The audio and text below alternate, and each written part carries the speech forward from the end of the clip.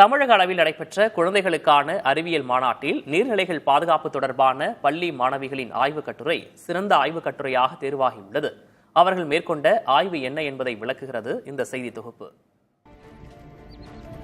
தமிழ்நாடு அறிவியல் இயக்கம் மற்றும் இந்திய அறிவியல் கூட்டமைப்பு சார்பில் கடந்த ஆண்டு நடைபெற்ற குழந்தைகள் அறிவியல் மாநாட்டில் தண்ணீர் பிரச்சினையை மையப்படுத்தி நீடித்த பாதுகாப்பான நீர் மேலாண்மை என்ற தலைப்பில் ஆய்வுக் கட்டுரை போட்டி நடைபெற்றது.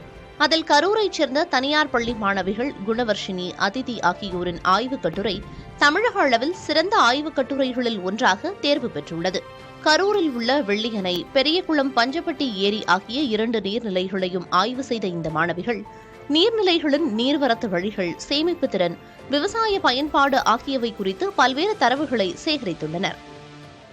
இந்த ஏரியில் எப்படிலாம் தண்ணி எடுத்துகிட்டு வரலாம்னு நீங்கள் பார்த்தீங்கன்னா, குடகனாறு அந்த வாய்க்காலை வந்துட்டு அகலப்படுத்தி தூர்வாரி எடுத்துகிட்டு வரலாம்.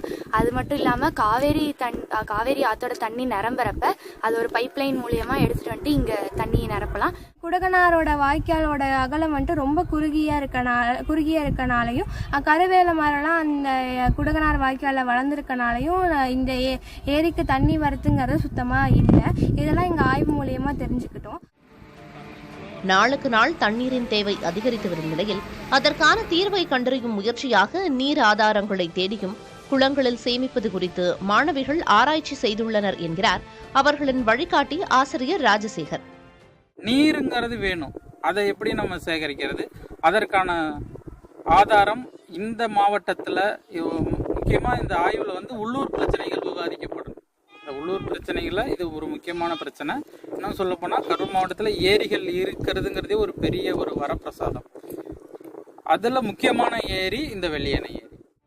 மரம் வளர்ப்பதில் மட்டுமல்லாமல் நீர்நிலைகளை கட்டமைப்பது, அவற்றை பேணி காப்பது உள்ளிட்டவற்றிலும் அடுத்த தலைமுறை மாணவர்கள் ஆர்வம் செலுத்தி வருவதற்கு சிறந்த உதாரணமாக இம்மாணவிகள் விளங்குகிறார்கள் என்றால் அது மிகையல்ல. புதிய தலைமுறைக்காக செய்தியாளர் கண்ணன்.